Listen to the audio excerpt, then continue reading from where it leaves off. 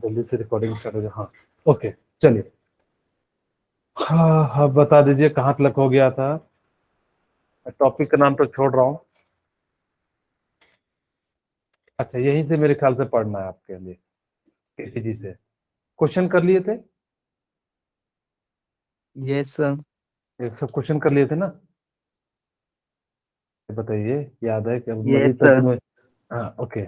KTG के बारे में मेरे ख्याल से पढ़ना है आज। Kinetic theory of molecular gases के बारे में। Yes sir. चलिए, ठीक है, ओके। चलिए, बहुत ही अच्छा सा इंपॉर्टेंट सा टॉपिक है, बढ़िया मस्त टॉपिक है।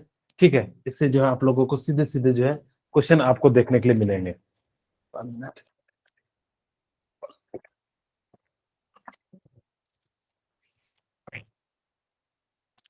Kinetic theory of gases, kinetic molecular theory of gases कहता क्या है?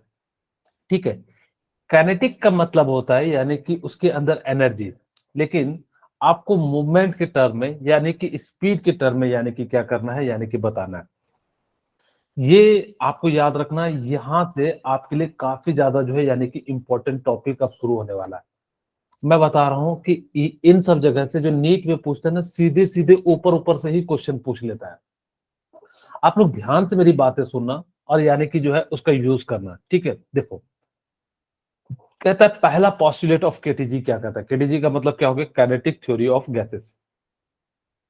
अ gas consist of tiny spherical particle called atoms. जो गैस होते हैं वो क्या होते हैं? टीनी स्फेरिकल पार्टिकल से बने होते हैं। उसको हम लोग क्या कहते हैं? एटम्स कहते हैं। Molecules of the gas which are identical in shape and size. और उनका जो यानी कि शेप एंड साइज होता है वो क्या हो जाता है? यानी कि आइडेंटिकल हो जाता है। ठीक है, अगर जो उनका जो है यानी कि क्या हो जाएगा? आइडेंटिकल हो जाएगा इन शेप एंड साइज के फॉर्म में। आपके मैं आपसे लोगों से मैं एक क्वेश्चन पूछना चाहूंगा, क्यों गैस जितने भी पार्टिकल होते हैं वो स्फेरिकल नेचर के क्यों होते हैं? कोई बताना चाहेगा? सर सर सरफेस टेंशन की वजह से। स्टेबिलिटी के लिए। Very good Mansi. ठीक है, एक तो सरफेस टेंशन, और कोई? एमएम, काजल, ठीक है, यस सर। सात्विक, आप लोग बताइए। देव, देव आज आया है कि नहीं? देव नहीं है आज, ठीक है। रिया, ठीक है। आप लोग भी बताइए यानी कि जो है इसका क्या आंसर होगा। चलिए, मैं बता देता हूं। आप लोग सोच रहे हो सर मेरे से सोचवाओ मत, सर, हम जो वैसे ही। पोटेंशियल एनर्जी होती है ना सर, वो डिक्रीज करती है, मतलब वो तो आप कहोगे, डिस्टेंस के साथ। यानी कि हाइट के अनुसार से आप कहोगे डिस्टेंस यानी कि जो है वो डिक्रीज करती है। जैसे जैसे हाइट कम करोगे, पोटेंशियल एनर्जी जो है यानी कि कम होती जाएगी और काइनेटिक एनर्जी बढ़ती चलेगी। खैर, वो आप फिजिक्स में पढ़ते होगे, वहां पे इतना कहाँ केमिस्ट्री वाले को फिजिक्स का नॉलेज होगा, वो कहाँ पोटेंशियल इतना भारी शब्द लेके आएगा, इतना भारी शब्द नहीं लेके आता है। ठीक है, बेसिकली वो क्या करता है? तीन छोटी छोटी बातें कहता है। पहला तो सरफेस टेंशन कहता है, जो आप लोगों ने बोला बिल्कुल सही है। यानी कि सरफेस टेंशन के कारण जो है यानी कि क्या करता है? तो acquire smallest surface area. Very good Anjana, ठीक है, थैंक यू बेटा, आपने जो है सही पकड़ा। ठीक है, यानी कि सरफेस टेंशन, यानी कि सरफेस टेंशन के कारण जो है यानी कि होता है। दूसरा, यानी कि स्पेरिकल में क्या होता है कि स्मॉल, मतलब छोटे से पार्ट में, यानी कि स्मॉल पार्ट में बहुत ज्यादा मास कैरी करता है। स्मॉल पार्ट में, in small part large mass carry. ठीक है, मारे जा रहे इधर से उधर भोसड़ी की गाड़ी मार ली है मेरी।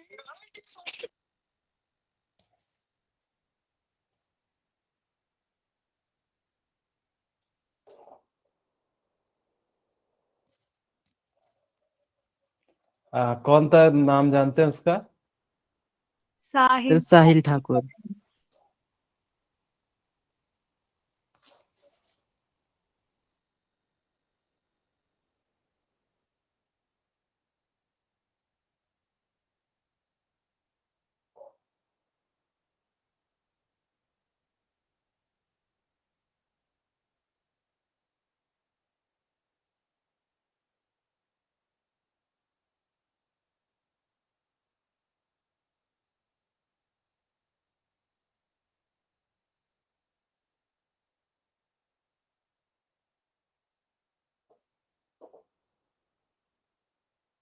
चलिए कोई बात नहीं,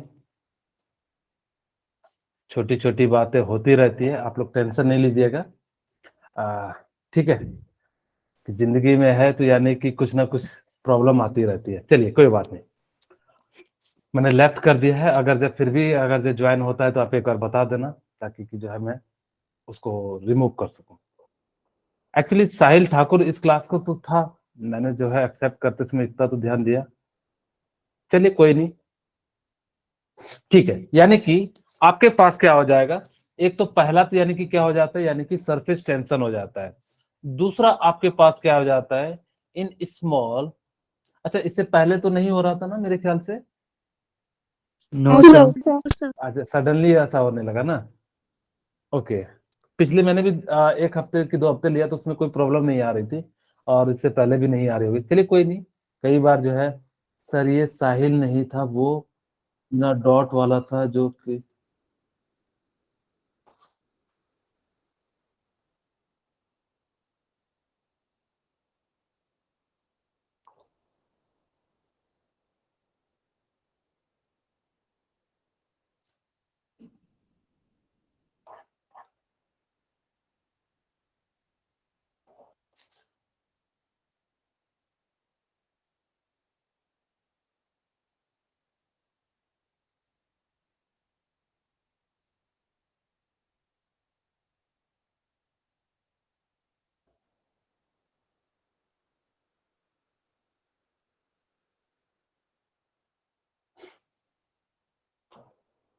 चलिए कोई बात नहीं, मैं जो होगा देखा जाएगा।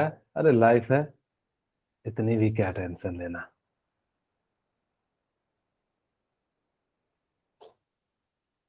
चलिए, अब यानी कि आपके पास क्या हो जाता है, अगर जो उनको कह देना कल से ज्वाइन कर ले तो मैं इसको जो है एक्सेप्ट कर लूंगा।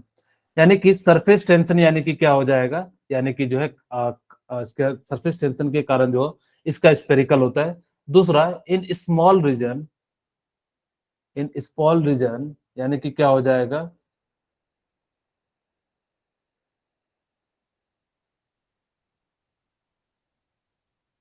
लार्ज मास कैरी करता है। ठीक है, यानी कि एक तो ये हो गया। तीसरा, आपको कहा जाता है जो स्पेरिकल में होता है ना, equi molecular force of attraction लगता है। यानी कि चारों डायरेक्शन में क्या होगा, यानी कि फोर्स ऑफ अट्रैक्शन जो यानी कि क्या होगा, इस सेंटर से यानी कि क्या हो जाएगा, सेम हो जाएगा। ठीक है, मेरे ख्याल से सनु जो है ये इस क्लास का तो है नहीं, SANU क्या है हाँ क्या सर। इसका? चलिए ठीक है, इसको नहीं करते एडमिट। ठीक है, चलिए, यानी कि इस प्रकार से यानी कि क्या हो जाएगा, कि यहाँ पे जैसे इसके पास क्या हो जाएगा कि इस प्रकार से, यानी कि इसके अंदर जो चारों डायरेक्शन में जो फोर्स ऑफ अट्रैक्शन लगेगा, वो क्या लगेगा, यानी कि जो है, यानी कि सेम लगेगा। तो इन सब चीजों के कारण से यानी कि क्या होता है, यानी कि जो है स्पेरिकल नेचर होता है, यानी कि equi force of attraction is same in all direction. Force of attraction, force मैं FA लिख दूं, आप लोग बाद में समझ जाओगे कि नहीं समझोगे? चलो लिखिए, यस सर। फोर्स ऑफ, मैं लिख ही देता हूँ, force of attraction is same in all direction. ठीक है, यानी कि सभी के सभी डायरेक्शन में क्या होते हैं, यानी कि फोर्स ऑफ अट्रैक्शन जो है यानी कि क्या लगता है, सेम लगते हैं, जिस कारण से यानी कि क्या हो जाता है, यानी कि जो होता है, आप लोग मुझे बताएंगे कि इसलिए जो है पूरे यूनिवर्स में सबसे ज्यादा जो पाए जाते हैं वो किस में पाए जाते हैं, यानी कि स्पेरिकल फॉर्म में पाए जाते हैं।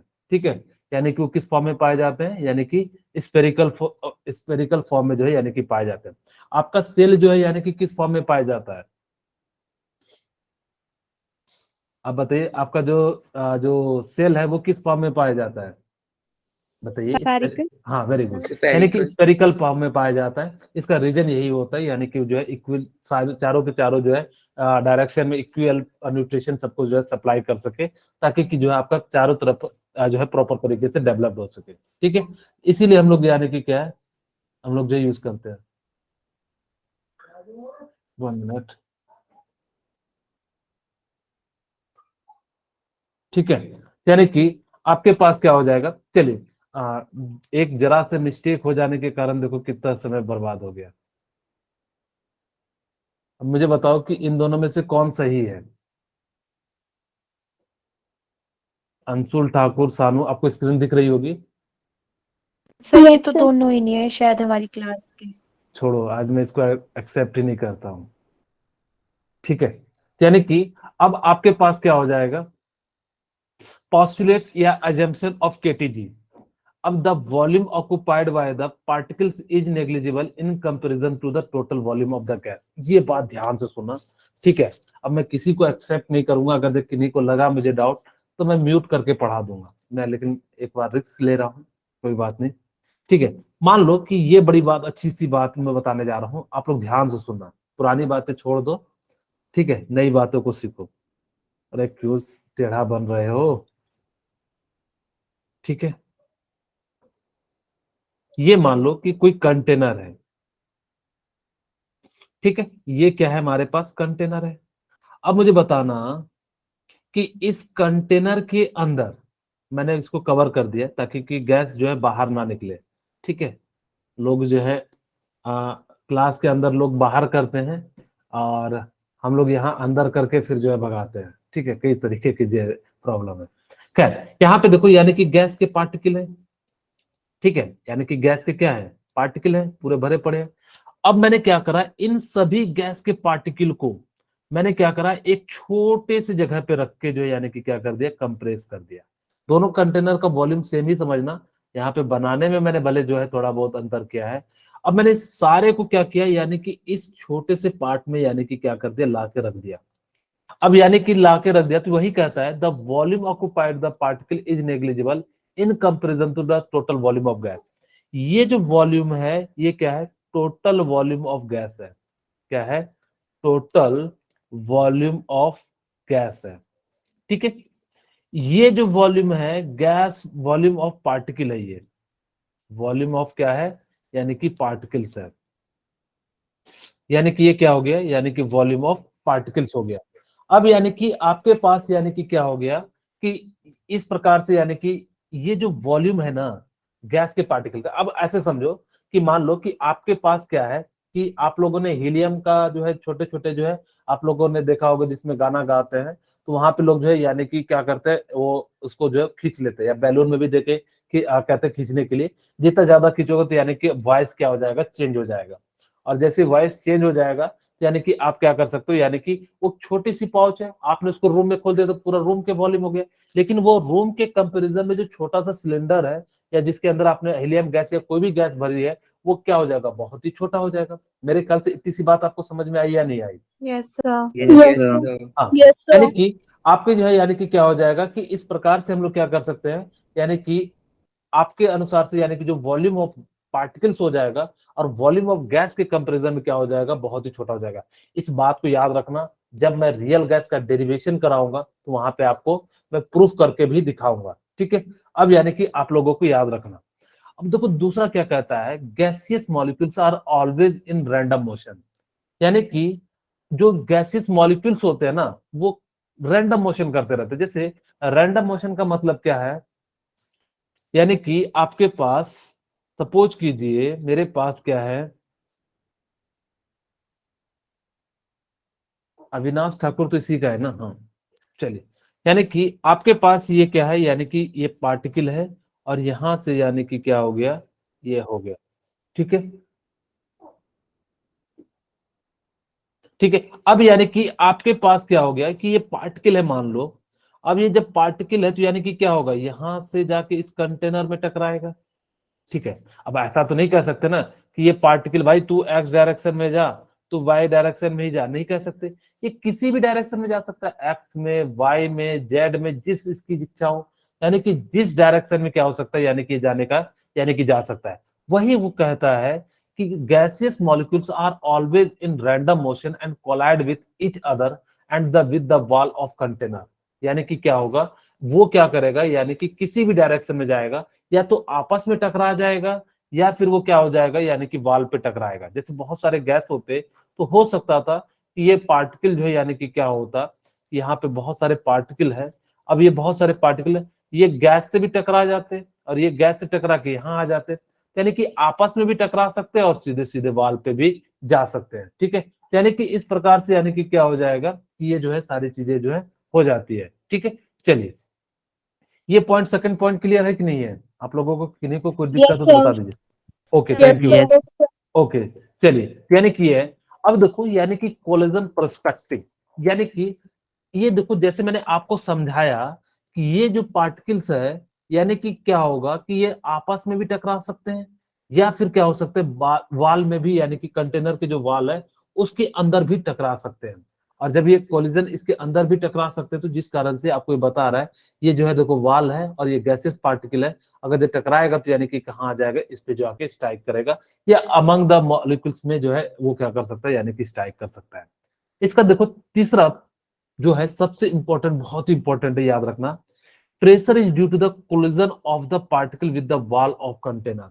यानी कि इसके अंदर जो प्रेशर जनरेट होता है ना, आप सोच रहे होगे कि कैसे गैस प्रेशर जनरेट करता है, वो कोलिजन के कारण होता है। जैसे यहाँ पे क्या होता है कि आपको पता है प्रेशर इक्वल टू क्या हो जाएगा, यानी कि जो है फोर्स बाय एरिया, यानी कि क्या हो जाएगा, प्रेशर इक्वल टू क्या हो जाएगा, फोर्स बाय एरिया हो जाएगा, होगा कि नहीं? अब मुझे बताइए कि ये जो पार्टिकल्स मूव कर रहा है यानी कि कुछ ना कुछ फोर्स के साथ जाएगा, और जितने पार्ट में टकराएगा तो उतने पार्ट में क्या करेगा, जनरेट, प्रेशर जनरेट करेगा। तो वही कहता है pressure is due to the collision of the particle with the wall of container.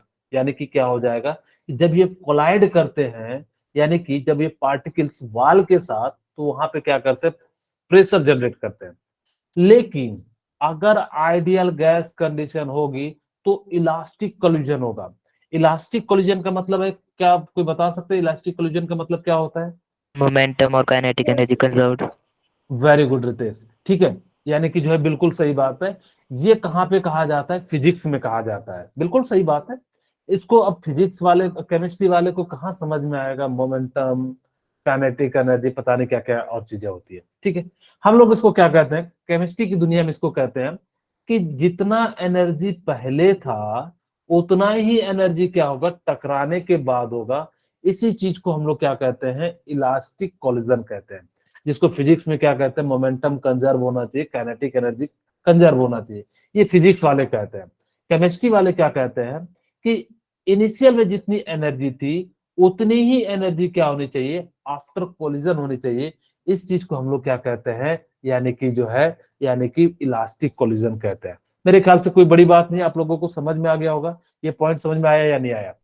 Yes, sir. ये सिर्फ किसके लिए लागू है, याद रखना, आइडियल गैस के लिए लागू है। ये सारी पॉइंट जो है यानी कि किसके लिए, इलास्टिक कोलिजन, और जो वॉल्यूम ऑफ नेग्लिजिबल है वो किसके लिए है, यानी कि जो है, हाँ बोलिए शैलजा, बताइए कुछ प्रॉब्लम है? No sir. Okay, thank you, ठीक है। चलिए यानी कि अब यानी कि क्या हो गया कि आपके पास यानी कि क्या हो जाएगा कि जैसे ही, यानी कि अगर जब वॉल्यूम जो होगा, ऐसा नहीं कि रियल गैस का नहीं है, होता है। आपको जब स्ट्रक्चर ऑफ एटम बताएंगे तो वहां पे हर एक एटम का आपको निकालना भी सिखाएंगे, ठीक है। वहां पे जब इसके बाद नेक्स्ट यूनिट वही आएगा, स्ट्रक्चर ऑफ एटम, तो वही पे आप लोगों को बताएंगे, ठीक है। अब देखिए ध्यान से, प्रेशर इक्वल टू यानी कि क्या हो जाएगा, फोर्स बाय एरिया हो जाएगा। यानी कि जब ये इलास्टिक कोलिजन होगा तो ना तो इसके अंदर एनर्जी चेंज होगा ना कुछ चेंज होगा, जिस कारण से इसको हम लोग क्या कहते हैं, इलास्टिक कोलिजन कहते हैं, ठीक है। वही चीज कहता है कि जैसे जैसे आप इसको क्या करते चले जाओगे, नीचे की ओर लाते चले जाओगे, यानी कि इसके अंदर जो है यानी कि क्या हो जाएगा, यानी कि प्रेशर इंक्रीज होगा, पार्टिकल्स क्या हो जाएंगे, क्लोज क्लोज हो जाएंगे। अगर आपने इसको कुछ भी नहीं किया तो इसके अंदर की जो एनर्जी है वो हमेशा क्या रहेगी, कंजर्व रहेगी। अगर आपने इसको चेंज किया या तो प्रेशर को इंक्रीज डिक्रीज किया तब तो इसके अंदर चेंज आएगा, अगर जो आपने नहीं किया तो यानी कि क्या हो जाएगा, यानी कि इसके अंदर कोई भी चेंज नहीं आएगा। मेरे ख्याल से यहाँ तक आप लोगों को किसी को कोई दिक्कत नहीं होगा। चलिए मोस्ट इंपॉर्टेंट पॉइंट है, ठीक है। अब ये कहता है Newton's law of motion are applicable on the motion of gaseous particle. आप लोगों को पता है फिजिक्स में आप लोगों को पढ़ाया गया होगा, न्यूटन्स के 3 सिद्धांत होते हैं, ठीक है। पढ़ाया गया है कि नहीं पढ़ाया गया? Yes, sir. यस यहाँ पे सर। आप लोगों के लिए न्यूटन्स लॉ को, भैया न्यूटन्स लॉ को गलत कर दूंगा कुछ देर में, ठीक है।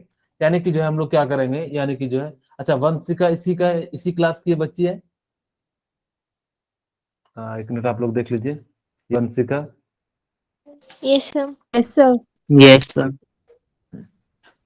ठीक। यानी कि अब यानी कि आपके पास क्या हो जाएगा, यानी कि मैं अभी थोड़ी देर में कहाँ न्यूटन्स लॉ गलत होते हैं, कहाँ न्यूटन्स लॉ गलत है, मैं अभी जस्ट एक्सप्लेन करने वाला हूं। लेकिन फिलहाल मैं जो है यानी कि इस बात को बता रहा हूं। आइडियल गैस होगा ना, इस बात को याद रखना कि उसमें पूछा जाएगा कि अट्रैक्टिव उसके अंदर फोर्स होता है या रिपल्सिव फोर्स होता है या इसमें से कुछ भी नहीं होता है या फोर्स जीरो होता है। तो आप लोग क्या बताओगे? बोलिए, आप लोग क्या बताइएगा? उसके अंदर कौन सा फोर्स होता है? अट्रैक्टिव फोर्स होता है, रिपल्सिव फोर्स होता है, या उसके अंदर फोर्स जीरो होता है, या बोथ होता है? बताइए क्या होगा? Sir zero force. जीरो होता है। यानी कि इसके अंदर कोई पार्टिकल आपस में ना तो अट्रैक्ट करते हैं ना ही क्या करते हैं, रिपेल करते हैं। ना तो इसके अंदर क्या करते हैं, अट्रैक्ट करते हैं, ना ही क्या करते हैं, रिपेल करते हैं। यानी कि इनके जो पार्टिकल्स होते हैं ना, वो आपस में यानी कि क्या करते हैं, ना कोई अट्रैक्शन फोर्स लगाते हैं ना ही रिपल्सन फोर्स लगाते हैं। इस कारण से इसके अंदर अट्रैक्टिव और रिपल्सिव फोर्स जो होता है किसकी क्या होता है, जीरो। ये याद रखना बेटा, मैंने किसके लिए कहा? आइडियल गैस के लिए कहा, ठीक है। यानी कि जो है किसके लिए कहा? किन्हीं का माइक, हाँ चलिए ठीक है, ओके। यानी कि जो इसका जो होता है यानी कि क्या हो जाता है, जीरो हो जाता है। चलिए, अब यही चीज वो कहता है कि इस पार्टिकल के अंदर जो है यानी कि आपस में ना तो अट्रैक्ट करेंगे ना ही आपस में क्या करेंगे, रिपेल करेंगे। उसी चीज का ये जो है डायग्राम है। अब देखो, मैं यहाँ पे जो है आप लोगों के लिए जो है फिजिक्स का लॉ यानी कि गलत करने जा रहा हूँ। अब आपको पता है अकॉर्ड, किनकी माइक ऑन है? सर वही है जो स्पैम कर रहे थे पहले, साहिल ठाकुर। साहिल ठाकुर।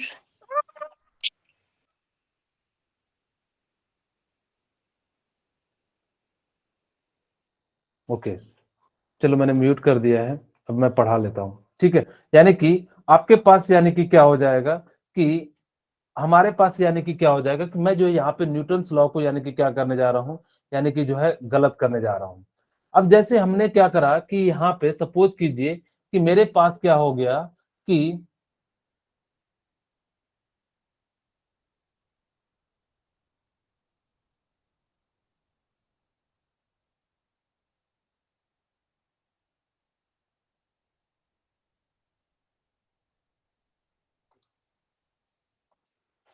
ठीक है, यानी कि आपके पास यानी कि क्या हो गया, मैंने जो उसको रिमूव कर दिया, लेकिन एक सही बच्चे को मैंने रिमूव कर दिया है।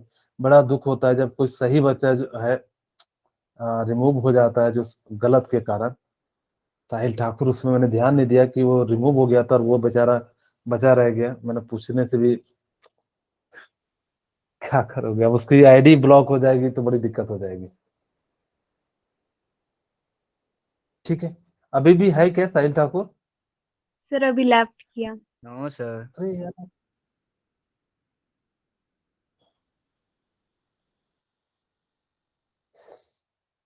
अच्छा आएगा तो मेरे को मैसेज कर देना तो पर्सनली, ठीक है। मैं ध्यान देता हूँ, मोबाइल पे ही ध्यान रखूं। एक्चुअली दोनों चीज नहीं हो पाता, कई बार चीजें जो इधर ध्यान देने में इधर है। चलिए, खैर कोई बात नहीं। यानी कि आपके पास क्या हो जाएगा, effect of gravity is negligible on the molecular motion, ठीक है। अब यानी कि आपके पास क्या हो गया कि मान लो कि इसके अंदर आपको बताया गया है कि फिजिक्स के अंदर यानी कि अगर आप किसी पार्टिकल को फेंकते हो तो ऐसे नहीं जाता, वो कैसे जाता है, ऐसे जाता है, ठीक है। यानी कि कुछ दूर जाने के बाद क्या हो जाएगा, यानी कि जो है नीचे की ओर गिर जाएगा, यानी कि इस प्रकार से। लेकिन यहाँ पे फिजिक्स में कहता है नहीं, ओ सॉरी केमिस्ट्री में कहता है यानी कि नहीं, वो ऐसे नहीं जाएगा, वो क्या जाएगा, सीधे सीधे जाएगा। कहता है effect of gravity is negligible on the molecular motion, यानी कि इसको कोई इफेक्ट नहीं कर पाएगा, यानी कि ये जैसे चल रहा है वैसे ही जाएगा। अगर ये ऊपर की ओर जा रहा है तो यानी कि ऊपर की ओर जाएगा, नीचे की ओर जाएगा तो यानी कि क्या हो जाएगा, नीचे की ओर जाएगा।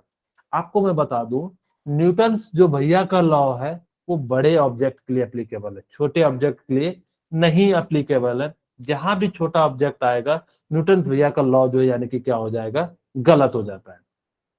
ठीक है, यहाँ तक किसी को कोई दिक्कत है तो बताइए। यानी कि जो भी प्रॉब्लम होती है यानी कि क्या हो जाती है कि यानी कि जो है बड़े ऑब्जेक्ट के लिए न्यूटन्स लॉ लगते हैं, छोटे ऑब्जेक्ट के लिए यानी कि क्या होते हैं, न्यूटन्स लॉ जो है एप्लीकेबल नहीं होते हैं। ठीक है, चलिए, तो यहाँ से जो है आप लोग ये बात समझ में आ गए होंगे, और इसीलिए हम लोग कहते हैं न्यूटन्स लॉ का यानी कि क्या हो जाता है, गलत हो जाता है। अब जैसे देखिए, यहाँ पे आप लोगों को जो भी मोशन यानी कि कर रहा होगा, यानी कि ये क्या कर रहा होगा, यानी कि आपस में जब मॉलिक्यूल्स करता है, जैसे इस डायरेक्शन में जा रहा है तो इसी डायरेक्शन में जाएगा, इसके अंदर जो है यानी कि इधर जाएगा।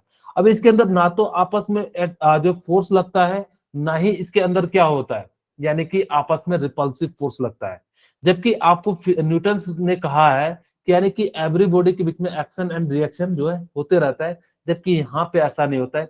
ये याद रखना किसके लिए बता रहा हूँ, आइडियल गैस के लिए बता रहा हूँ, रियल गैस के लिए चीजें चेंज हो जाती है। चलिए अब देखो, यानी कि the average kinetic energy of gaseous molecules is directly proportional to the absolute temperature of the gas. यानी कि आपके सामने जो है, यानी कि क्या है, यानी कि इस प्रकार से आप क्या कर सकते हो, यानी कि जो है लिख सकते हो, ठीक है। यानी कि जो है आप क्या करोगे इस प्रकार से, यानी कि क्या कर दोगे, यानी कि लिखोगे, यानी कि आपके सामने क्या है, यानी कि average kinetic energy of gaseous molecules is the absolute temperature of the gas. मैं यहाँ पे 3 फॉर्मूले लिखता हूँ, ठीक है, आप लोगों को ध्यान से देखना। यानी कि आप लोगों के लिए VRMS और V एवरेज और V मोस्ट प्रोबेबल, ठीक है। यानी कि क्या है, मैंने जो है 3 फॉर्मूले यानी कि आपके लिए जो लिखे, VRMS, V एवरेज और V मोस्ट प्रोबेबल जो है, यानी कि क्या कर दिया, यानी कि लिख दिया। आपको मैं फॉर्मूला भी याद करा दूंगा, आप चिंता मत कीजिए। इसको हम लोग क्या लिखते हैं, RT/N, ठीक है, और इसको हम लोग क्या लिखते हैं, 8RT/πm, और इसको हम लोग क्या लिखते हैं, यानी कि 2RT, 2 सही से दिख जाए भाई, ठीक है, 2RT/m। अब इसको याद रखना कैसे, मैं बता रहा हूं कि आपके सामने जो है ना, यानी कि क्या होगा कि आपको ये सारे फॉर्मूले जो है, यानी कि क्या करना है, यानी कि याद रखने हैं। ये याद कैसे रखोगे, इस दुनिया में सभी को रोटी और मकान की जरूरत होती है। सभी को क्या होती है, रोटी मकान की जरूरत होती है। VRMS में 3 वर्ड है, तो यानी कि इसको कितना लिख दोगे, 3 लिख दोगे। V एवरेज में 8 लेटर्स आते हैं, वैसे तो 7 आते हैं, मैं इसको एवरेजेस लिखता हूं, और इसके अंदर कितने लेटर आ जाते हैं, यानी कि 8 लेटर आ जाते हैं, ठीक है। अगर 8 लेटर आ जाते हैं तो जिस कारण से इसके अंदर हम लोग कितना लिख लेंगे, यानी कि जो है 8 लिख देंगे, नीचे में और क्या कर दोगे, यानी कि पाए ऐड कर दोगे। मोस्ट प्रोबेबल में यानी कि कितना हो जाता है, 2√RT/m, सब में रूट है तो सब में रूट लगा देना। आपको इस प्रकार से यानी कि क्या हो जाएगा, यानी कि याद हो जाएगा। क्या सबको याद हो गया? Yes sir. यानी कि आप इस छोटे से तरीके का यूज करोगे तो शायद आपको जो है, यानी कि क्या हो जाएगा, याद हो जाएगा। वैसे तो याद करने के लिए वैसे भी याद कर सकते हो, यानी कि इस प्रकार से मैं इस चीज को यहां से समझाता हूं कि आपके पास यानी कि जो काइनेटिक एनर्जी है, यानी कि अभी मैं डिराइव कर दूंगा फॉर्मूला कि कैसे काइनेटिक एनर्जी निकालते हैं, और उसके लिए जो है थोड़ी सी मैं जो है यहाँ पे ठीक है, मैं यहाँ पे जो है आपके लिए जो है सबसे पहले काइनेटिक एनर्जी का फॉर्मूला डिराइव करता हूँ, ठीक है। आप लोग ध्यान से सुनिएगा, मैं कैसे काइनेटिक एनर्जी का इक्वेशन ऑफ काइनेटिक एनर्जी, वैसे आपको जरूरत नहीं है, मैं चाहता तो सीधे सीधे लिख सकता था, लेकिन मैं चाहता हूं कि आप लोगों को किसी तरह का कोई भी प्रॉब्लम ना आए, ठीक है। इक्वेशन ऑफ काइनेटिक एनर्जी,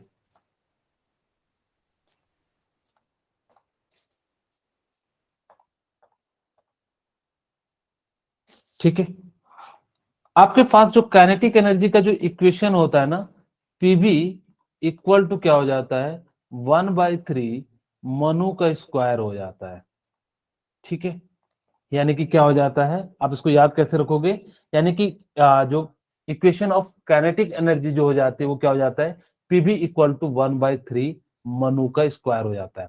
अब इसको याद रखने के लिए आप मनु का स्क्वायर कर दो, 1/3 मनु स्क्वायर। यहाँ पे आरएमएस का मतलब क्या होता है, मैं जस्ट बता देता हूं कि आरएमएस का मतलब होता है root mean square velocity, root mean square velocity. अब कहोगे ये क्या चीज है sir, root mean square velocity या स्पीड, जो भी लिखना है लिख सकते हो, ठीक है। मैं यहाँ पे क्या लिख देता हूं, यानी कि जो है वेलोसिटी, जो भी दिया रहे, आप ऐसा नहीं कि स्पीड दिया रहे तो स्पीड हो जाएगा, वेलोसिटी दिया रहेगा तो वेलोसिटी हो जाएगा। अब देखो मैं इसको समझाता हूं VRMS को, यानी कि रूट मीन स्क्वायर स्पीड, ठीक है। अब क्या कहता है कि मान लो कि कंटेनर है, उसके अंदर U1 स्पीड होगा, ठीक है, यानी कि बहुत सारे पार्टिकल होंगे, यानी कि उनकी सबकी क्या हो जाएगी, अलग अलग स्पीड हो जाएगी। आप सबको स्पीड लिख दो, मैंने कहा कि भाई ये U1 है, ये U2 है, ये U3, जैसे मैं समझाने के लिए यहाँ पे एक कंटेनर ले रहा हूँ, ठीक है। मैं सबसे पहले URMS समझा रहा हूँ, फिर जो है यानी कि आपको डिराइव कर दूंगा ताकि कि जो है आप लोगों को समझ में आए। वैसे आपके डेरिवेशन जानना जरूरी नहीं है, लेकिन मैं चाहता हूँ कि आप लोगों को बता दूं। अच्छा, आप लोग जानना चाहते हो या नहीं चाहते हो? Yes sir. Yes sir. नहीं तो कई बार कहते हैं सर क्यों इतना लेंदी चीजें बता रहे हो जो हमारे काम की नहीं है, ठीक है। यहाँ पे मैंने मान लिया किस प्रकार से इसके अंदर जो है यानी कि क्या है UN है। सबसे पहले हमने क्या करा? सर पेपर में आती है? हाँ बोलिए बेटा। सर पेपर में आती है? पेपर में नहीं आती है, बस आपको ये याद रखना है, PV = 1/3 मनु का स्क्वायर RMS। आप इसको लिख सकते हो, ठीक है। चलिए अब यानी कि आपके पास क्या है, यानी कि ये है। अब देखो यानी कि रूट मीन स्क्वायर स्पीड है या वेलोसिटी है, तो यानी कि हमने क्या कर दिया, सबकी वेलोसिटी लिख दिया। अब इसको क्या करो, स्क्वायर कर दो, तो हमने स्क्वायर कर दिया, तो यहाँ से हमने क्या कर दिया, इसको स्क्वायर कर दिया, इसको स्क्वायर कर दिया, इसको स्क्वायर कर दिया। अब कहता है मीन निकालो, तो आप लोगों को मीन निकालने आता है, यानी कि जितना रहता है उतने से हम लोग क्या कर देते हैं, यानी कि डिवाइड कर देते हैं। फिर क्या कहते हैं, यानी कि रूट कर दो। इसी चीज को हम लोग क्या कहते हैं, यानी कि रूट मीन स्क्वायर वेलोसिटी कहते हैं। मेरे ख्याल से कोई बड़ी बात नहीं है, आप लोगों को यानी कि चीजें जो है समझ में आ गई होगी। चलिए अब हम लोग जो है डेरिवेशन पे चलते हैं, जिसकी जरूरत थी हमने जो है कुछ बातें आपको बता दी। अब यहाँ पे देखो, इस चीज को जानते हो, इसको क्या कहते हैं आप लोग? 1 मिनट, अभी बना नहीं है, ठीक है।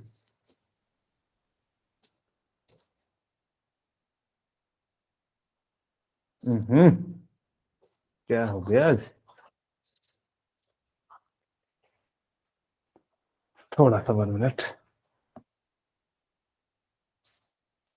मैं इस किनारे में बनाना चाहता हूं ताकि कि जो है सारी चीजें जो है 1 से 2 पेज में कवर कर दूं। आप लोग को समझ में आ गया होगा क्या बनने जा रहा है, बताइए क्या बना है, ये बताइए। Sir cuboid. Sir cuboid.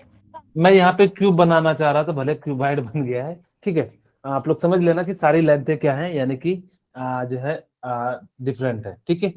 अब यानी कि आपके पास क्या है, ये अवंती फेलोज कौन है रे भाई? ये कौन आ गया भाई? अब इसका क्या किया जाए? अगर अवंती का होता तो मेरे ख्याल से अपनी आईडी से ज्वाइन करता। चलिए कोई बात नहीं, ठीक है। देख रहे हो कैसे परेशान कर रहे हैं बच्चे लोग। अब इसमें एक्चुअली दिक्कत क्या हो जाता है, सही स्टूडेंट का नुकसान हो जाता है।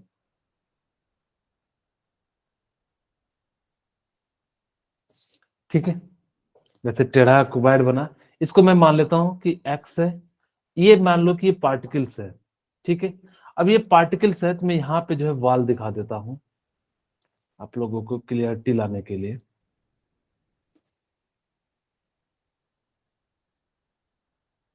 ठीक है, अब ये पार्टिकल है, इसको मैंने मान लिया कि स्पीड कितनी है, u है, ठीक है। और ये इस x डायरेक्शन में जा रहा है तो मैंने कहा ux है, तो यानी कि इसकी स्पीड क्या हो जाएगी, ux, और ये uy, और ये uz होगा। किसी भी डायरेक्शन में जा सकता है, ऐसा नहीं कि मैं यहाँ पे x डायरेक्शन लिख रहा हूँ तो x डायरेक्शन में, ये u है तो यानी कि किसी भी डायरेक्शन में जा सकता है। इसका मास यानी कि m है। ध्यान से अब बातें सुनना, मैं इक्वेशन को डिराइव करने जा रहा हूँ।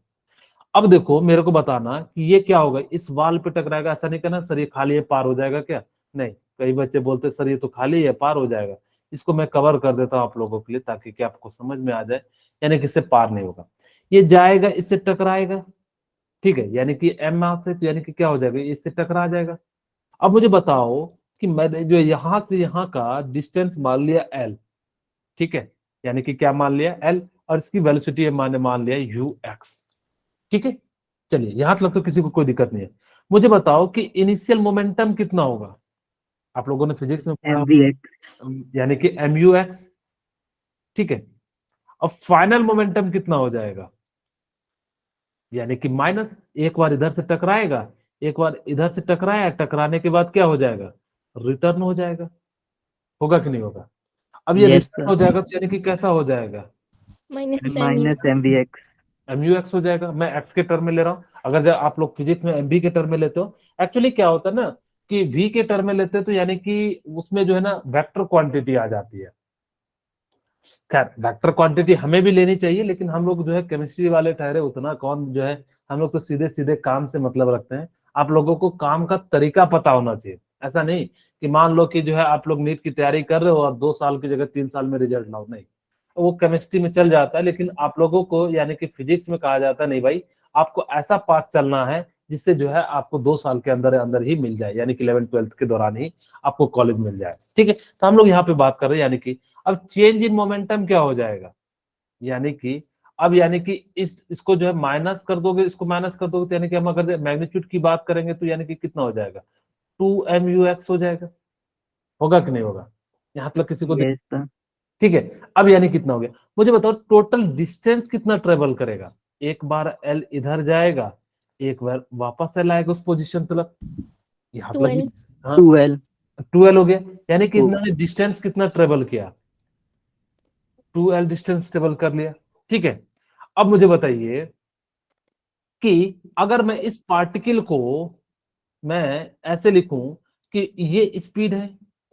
अब मैं वेक्टर के टर्म में आपको लिखने के लिए सिखा रहा हूँ। वैसे आप लोग मेरे से ज्यादा जानते होंगे, वेक्टर पढ़े होंगे भी हाल ही में, क्योंकि आप लोगों की नई यूनिट शुरू हुई है। ठीक है, मेरे को पढ़े हुए 10 साल हो गए, 10-12 साल से भी ऊपर।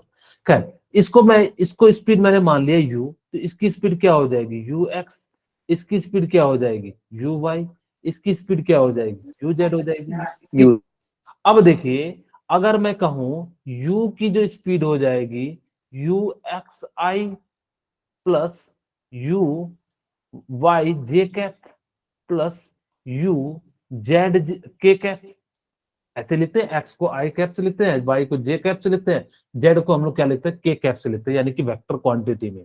ठीक है, यहां तक आप लोगों को कोई दिक्कत नहीं है। मैं इसी चीज को अगर मैंने कहा कि तीनों डायरेक्शन में अगर वो बराबर स्पीड से जा सकता है, तो मैं क्या लिख सकता हूं, U X I cap equal to U Y J cap equal to U Z K cap. ठीक है, इतना सा लिख सकते हैं कि नहीं लिख सकते हैं। ठीक है, अब मुझे बताइए मैं इसी चीज को क्या लिख सकता हूं, u इक्वल टू, यानी कि कितना लिख सकता हूं, 3ux आई कैप। मेरे ख्याल से कोई बड़ी बात नहीं है। चलिए, यहां तक आप लोग समझ में आया या नहीं आया, 3 पॉइंट बताए, total moment, distance. Yes, sir. चलिए, अब मैं यहाँ पे जो यानी कि क्या कर देता हूँ, एक पेज को ऐड कर देता हूँ और आप लोगों के लिए बनाता हूँ। टाइम फॉर, मैं इसको कलर चेंज कर देता हूँ। ठीक है, टाइम फॉर वन कोलिजन। ठीक है, टाइम फॉर वन कोलिजन, एक कोलिजन के लिए जो है यानी कि क्या होगा, यानी कि आपको निकालना होगा। अब ध्यान से सुनना मेरी बात, कि टाइम फॉर यानी कि किसके लिए है, यानी कि वन कोलिजन के लिए। अब मुझे बताइए टाइम आपको निकालना है, तो यानी कि डिस्टेंस बाय क्या होगा, स्पीड। आपने डिस्टेंस कितना निकाला, 2l, और यहां से आपने कितना निकाला, यानी कि जो है डिस्टेंस बाय स्पीड, यानी कि कितना हो जाएगा u, यानी कि जिस डायरेक्शन में जा रहा है। यहां तक किसी को कोई दिक्कत है तो बताइए। No No, sir. sir. Okay, चलिए, यानी कि हाँ, अब यानी कि आप क्या कर सकते हो, यानी कि फोर्स निकाल सकते हो। फोर्स क्या होता है, मोमेंटम डिवाइडेड बाय, यानी कि क्या हो जाएगा, सॉरी मोमेंटम लिखना है, यानी कि टाइम। हाँ।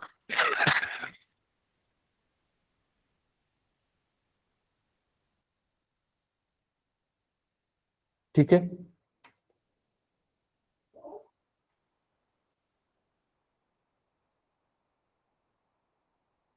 वो क्या नाम था उसका, अभिषेक ठाकुर।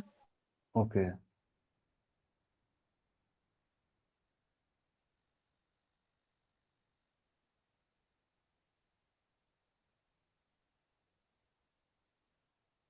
ये अंशुल ठाकुर सी का है।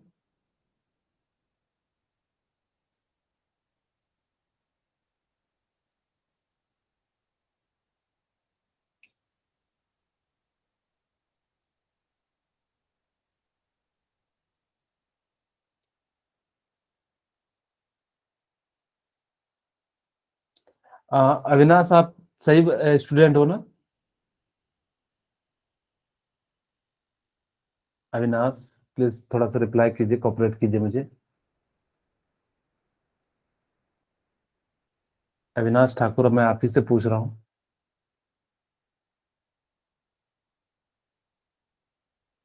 नहीं तो रिमूव कर दूंगा बेटा।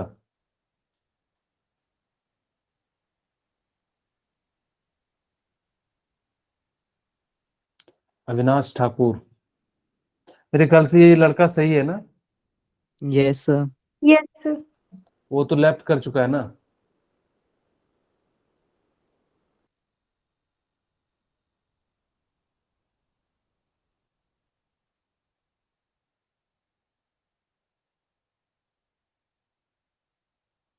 चलिए, अगर जब आए तो एक बार इन्फॉर्म कर देना, ठीक है?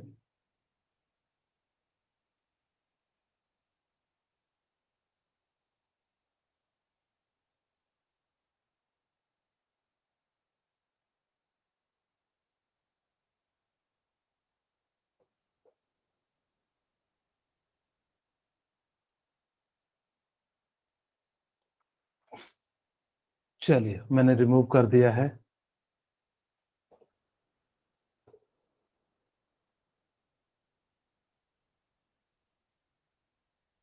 ठीक है।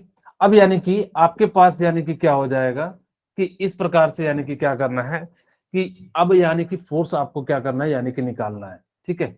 अब जैसे ही आप यहां से क्या करोगे, जो है फोर्स निकालोगे, तो डेल पी की जगह पे आप क्या कर सकते हो, 2mu x लिख सकते हो, यानी कि, और यहाँ पे टी की जगह पे क्या लिख सकते हो, 2l, यहाँ पे ux, यानी कि स्पीड जिस डायरेक्शन में ले रहे हैं, यानी कि क्या लिख दोगे, ux।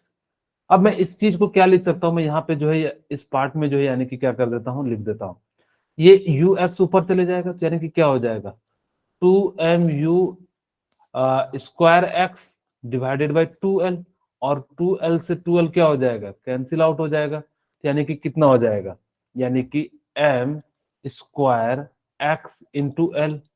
ये फोर्स निकल गया। यहाँ तक किसी को दिक्कत है तो बताइए। No, sir. यहाँ तक नो सर। हाँ, चलिए, तो यानी कि नो। अब आपके पास यानी कि क्या हो गया कि इस प्रकार से यानी कि हमारे पास क्या हो गया, अब मेरे पास एक पार्टिकल तो है नहीं, यानी कि force for an particle, force for an particle, यानी कि हम लोग क्या करेंगे, एन पार्टिकल के लिए जो है यानी कि क्या करेंगे, निकालेंगे। अब जब एन पार्टिकल्स के लिए निकालेंगे तो यानी कि कितना हो जाएगा, यानी कि force F net equal to,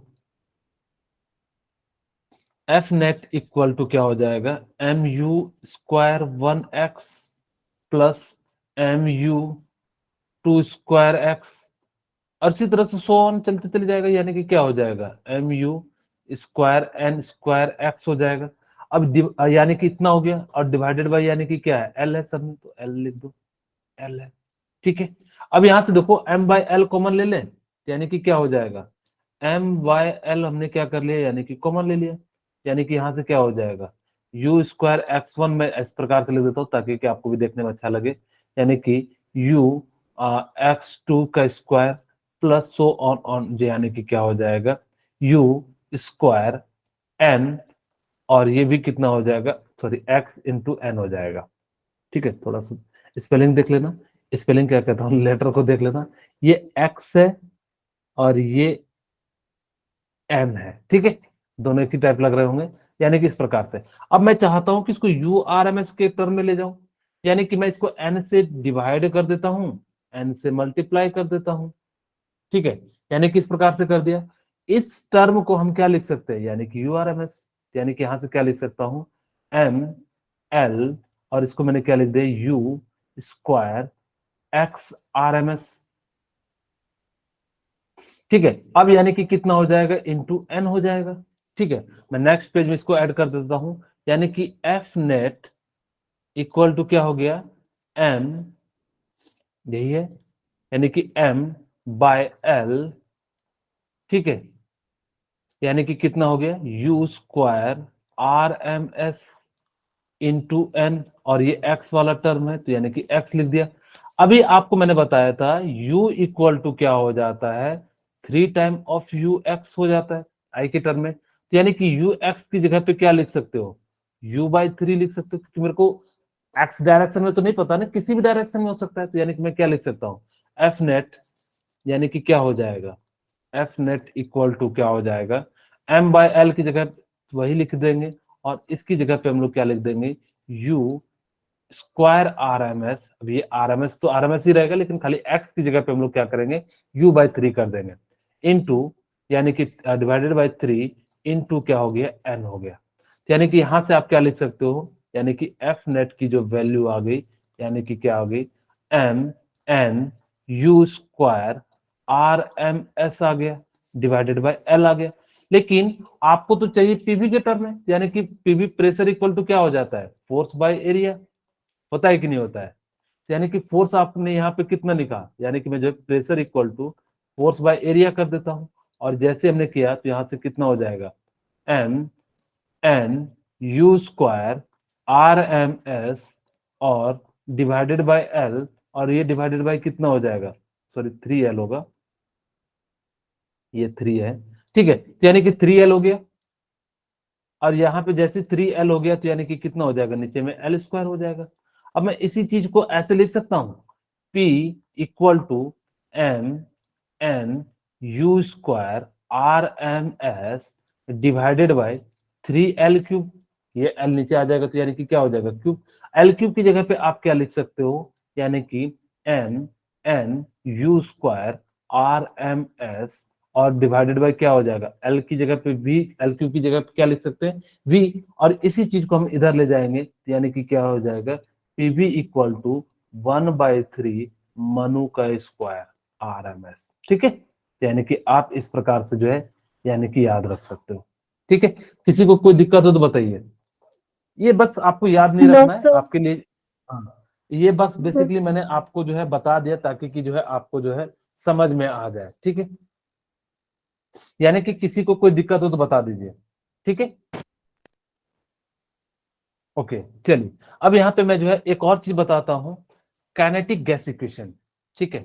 मैं क्या बताता हूँ, kinetic gas equation, kinetic gas equation, ठीक है, काइनेटिक गैस इक्वेशन। अब देखिए ध्यान से, काइनेटिक गैस इक्वेशन क्या कहता है कि आपके पास यानी कि क्या होना चाहिए, यानी कि जो इक्वेशन होनी चाहिए वो क्या होनी चाहिए, kinetic energy equal to 3/2 nRT होनी चाहिए। मैं इसको भी फटाफट से ड्राइव कर देता हूं, ठीक है। आपको मैंने जस्ट अभी आपके सामने बताया, पीवी इक्वल टू 1/3 मनु का square M N U square R M S, इसको इक्वेशन 1 मनवा लिया। आपको काइनेटिक एनर्जी का पता है फॉर्मूला क्या होता है, हाँ 1/2, हाँ, यानी कि मैं अगर जो एक्स, यानी कि अगर जो एक्स डायरेक्शन में मानू तो यानी कि एम एक्स हो जाएगा। ये किसके लिए, एक पार्टिकल के लिए, 4n पार्टिकल के लिए कितना हो जाएगा, 4n पार्टिकल। तो मैं क्या लिख सकता हूँ, काइनेटिक एनर्जी टोटल यानी कि 1/2 एम यू का स्क्वायर एक्स, यहाँ पे 1 वाला ले लेता हूँ, इसी तरह से 1/2 एम यू स्क्वायर एक्स 2 ले सकता हूँ, और डॉट डॉट डॉट डॉट में क्या ले लिया, 1/2 M U square X N ले लिया, ठीक है। यानी किस प्रकार से ले लिया, सबकी एनर्जी होगी। अब मैं इसी चीज को क्या ऐसे लिख सकता हूँ क्या, 1/2 यानी कि सब में m कॉमन है तो यानी कि 1/2 कॉमन है, यानी कि u1 यू x1 का स्क्वायर, ठीक है, u1, हाँ ऊपर कहाँ लिख दिया, ठीक है, यानी कि क्या हो जाएगा, x1 का स्क्वायर प्लस u2 x2 का square plus dot dot dot u xn का स्क्वायर। अब मैं इसको ऊपर नीचे फिर से n से मल्टीप्लाई कर देता हूं, यानी कि ये हो जाएगा, तो मैं क्या लिख सकता हूँ, 1/2 m यानी कि x कितना हो जाएगा, u square R M S, और ये कितना हो जाएगा, नीचे में इसकी जगह पे n आ जाएगा तो यानी कि n हो जाएगा।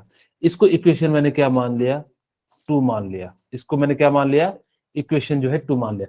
अब मैं क्या करता हूँ, इक्वेशन 1 को 2 से डिवाइड कर देता हूँ।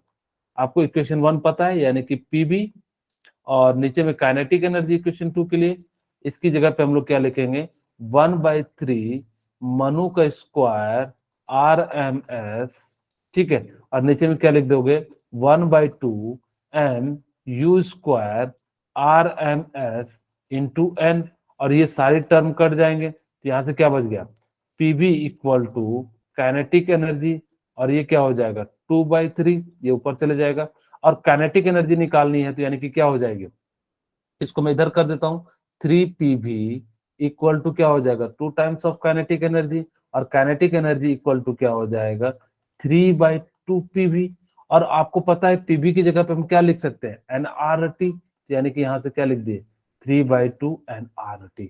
यही इक्वेशन है, और इस इक्वेशन को आपको याद रखना है, ये काफी ज्यादा इंपॉर्टेंट इक्वेशन है, ठीक है। यानी कि क्या हो जाएगा, मैं यहाँ पे नए पेज में ही लिख देता हूँ, ठीक है, मैं इसको जो है नए पेज में लिख देता हूं। यानी कि आपके सामने क्या हो जाएगा, kinetic energy equal to 3/2 nRT।